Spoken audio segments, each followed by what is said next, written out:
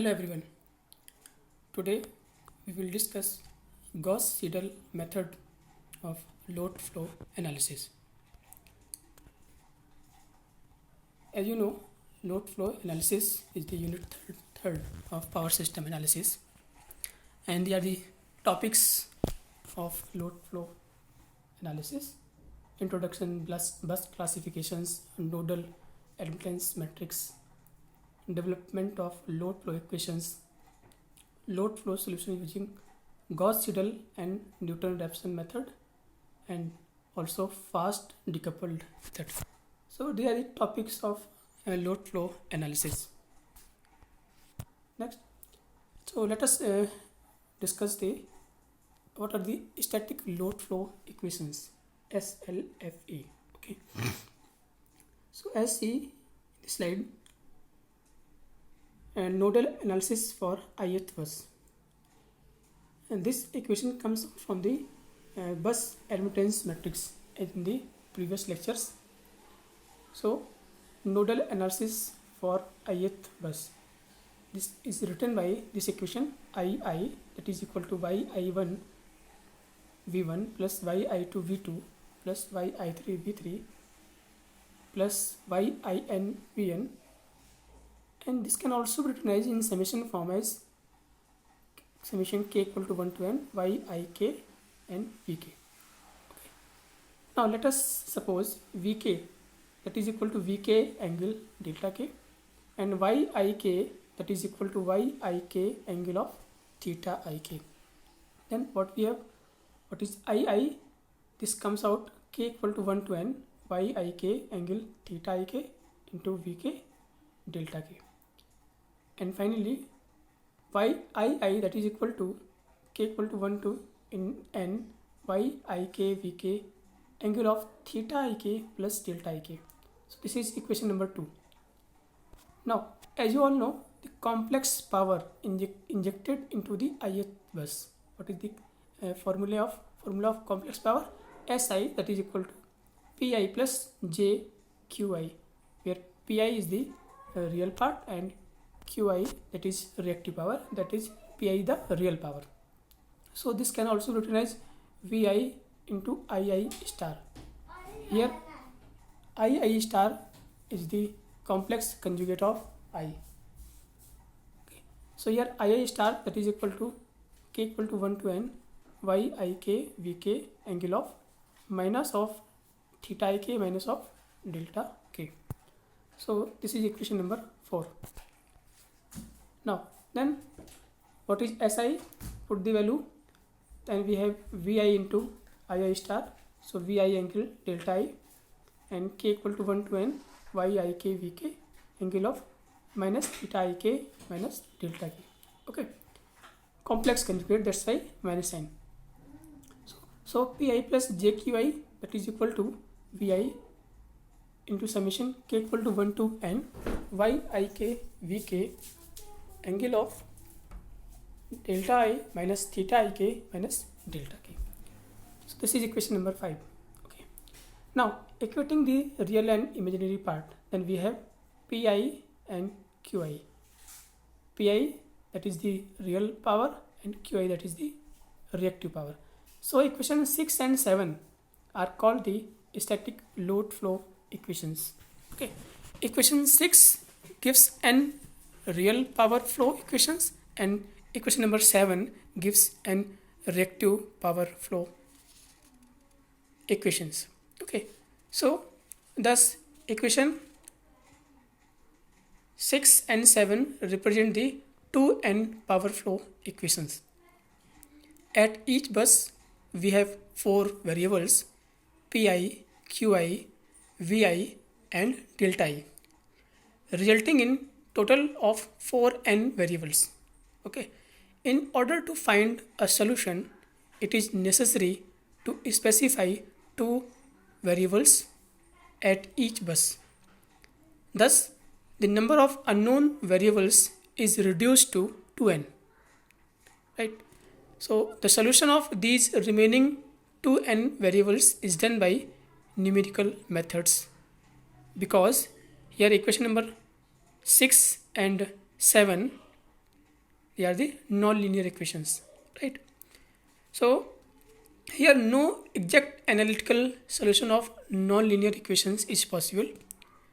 These equations may be solved by iterative technique, iterative techniques, which employ successive approximations, eventually converging upon a solution. Right. Before the advent of digital computers, these trial and error techniques were tedious and time consuming.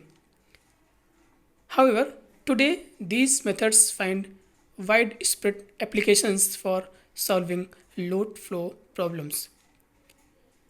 The iteration procedure involves an initial assumed value for each of the unknown independent variable. These numerical values are substituted in the original equation to obtain a new set of correct values of these independent variables. The second set is used to find the third correct set. The process is repeated. Each calculation of a new set of variables is called an iteration. So the iteration is continued until the unknown values converge within required limits.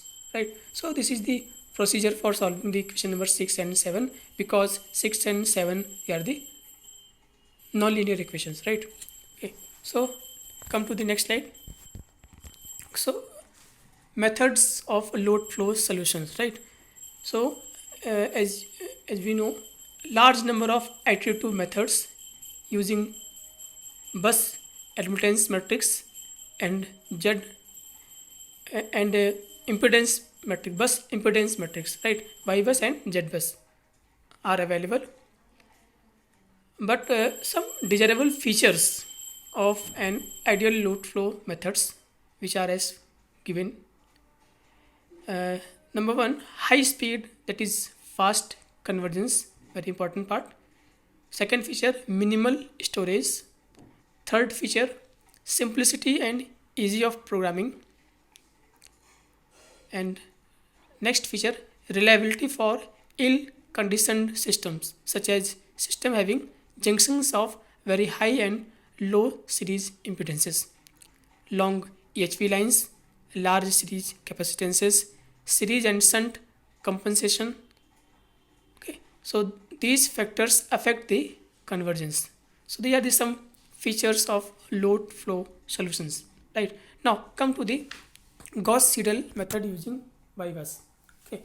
So from the static load flow equations, from the nodal current equations, the nodal current entering the kth bus of an n bus system, that is given by Ik, that is equal to Yk1 V1 plus Yk2 V2 plus Ykn Vn, and this can also be written as summation form as I equal to 1 to n by Ki Vi.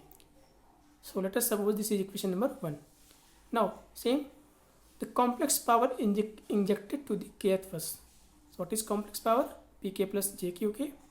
This is also equal to Vk into Ik star. Then what is the complex conjugate of this complex power? S star. So this can be written as Pk minus jqk. So this also equal to Vk star into Ik. So we can also write from equation number 3, Ik, that is equal to 1 upon Vk star into Pk minus jqk. Now 1 and 4, equation number 1 and equation number 4, equate equation 1 and 4.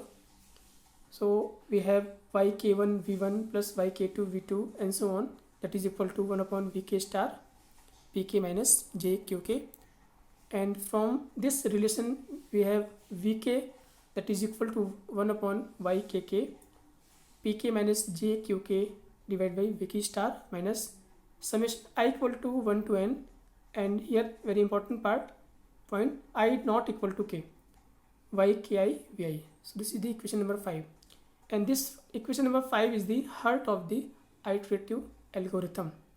So this is the main equation. Now at bus number 2, what is the V value? So V2 at bus number 2, this is written as V2, and this is equal to 1 upon Y22 P2 minus JQ2 V2 star minus Y21 V1 Y23 V3 and Y2n Vn. See here I not equal to k, so that's why here Y22 not here, not given. Okay, now at bus 3, similarly put at bus 3 V3 equal to 1 upon Y33 and so on. So equation number 6 and 7. Now for kth bus, the voltage at the R plus 1th iteration, this is the iteration. What is Vk R plus 1? R plus 1 is the iteration number. So this is equal to 1 upon Ykk Pk minus Jqk divided by Vk R iterations star minus I equal to 1 to k minus 1 Yki Vi R plus 1th iteration minus I equal to k plus 1 to n Yki Vi R iteration. So this is equation number 8. So in this equation Pk, Qk, Ykk and Yki are known and do not vary during the iteration cycle. Right. Next step is suppose Ck equal to Pk minus Jqk divided by Ykk, where k equal to 2, 3 up to n, and similarly dki, that is equal to Yki divided by Ykk, and for k equal to 2, 3 up to n and I equal to 1, 2 up to n, except that I not equal to k. Okay. So from these relations we have equation number 11 as Vk R plus 1, that is equal to Ck divided by Vk R star minus I equal to 1 to k minus 1 dki Vi R plus 1 minus I equal to k plus 1 to n dki Vi R. So finally we have equation number 12, this is the main equation. Vk R plus 1, this is equal to Ck divided by Vk R star minus I equal to 1 and I not equal to k up to n dki into Vi star. So this is the Gauss-Seidel iteration method. Okay. Now come to the acceleration factor. What is acceleration factor? In the Gauss-Seidel method, a large number of iterations are required to arrive at the specified convergence. So the rate of convergence can be increased by the use of acceleration factor to the solution obtained after each iteration, right? So the acceleration factor is a multiplier that enhances the correction between the values of voltage in two successive iterations. Let us suppose VIR, this is the value of voltage at the rth iteration. Then VIR plus 1, this is the value of voltage at R plus 1th iteration. So what is the accelerated value? VIR plus 1 accelerated, this is equal to accelerated new value of the voltage of the R plus 1th iteration, and this is calculated as VIR plus 1 accelerated, that is equal to VIR plus alpha here acceleration factor into VIR plus 1 minus VIR. Okay. So after calculating VIR plus 1 at R plus 1th iteration, we calculate the new estimated bus voltage VIR plus 1 accelerated, and this new estimate replaces the calculated value VIR plus 1. So this is the role of acceleration factor. Okay. Now the optimum value of alpha, that is acceleration factor, usually lies in the range of 1.2 to 1.6, but mostly 1.6 is used. Okay. Now here are one numerical. Here are three bus system, bus number 1, 2 and 3. Between bus number 1 and 2 line admittance given minus J3, here minus J4, here minus J5. So a 3 bus power system shown in figure, the relevant per unit line admittances, they are the admittances on 100 MVA base are indicated on the diagram, and bus data are given in table. This bus data, bus number 1, 2, 3, type of bus, generation PG megawatt, QG megawatt, load PL, QL, and bus voltage V and angle delta I. Form pi bus and determine the voltage at bus number 2 and 3 after the second iteration using Gauss-Seidel method. Take the acceleration factor alpha equal to 1.6. Okay, so in this numerical bus admittance matrix, you can easily find the bus admittance matrix as I'm already discussed in previous lectures. So Y bus, this is the Y bus. Now we shall calculate bus power. The power for load buses are taken as negative and generator buses are positive. This is the assumption. So apply the formula VKR plus 1 is equal to Y 1 upon YKK PK minus JQK divided by VKR star minus I equal to 1 to K minus 1 YKI VI R plus 1 I equal to K plus 1 to N YKI VI R. So apply this formula. So at bus number 2 we have P2, the value of P2 PG minus PL divided by base value. Similarly value of Q2, and also at bus 3 value of P3 and value of Q3 as in given in question. Now first iteration V1 reference value given as 1.02 angle 0 degree and VK0 K equal to 2, 3 and so on. So bus number 2 at 0 iterations, this is 1 angle 0. So hence the voltage at bus number 2, apply K equal to 2. So then we have V21 first iteration 1 upon Y22. This is 0 iteration value P2 minus JQ2 minus Y21 V1 minus Y23 V3 0. So apply all values and put all values in here. So 1 upon minus J8 and so on. Put all values given in the question and then calculate, and we have V21 that is equal to 0.995 minus J 0.03125. Simple calculation. Okay. Now what is accelerated value V21? So apply formula, that is equal to V20 plus alpha V21 minus V20.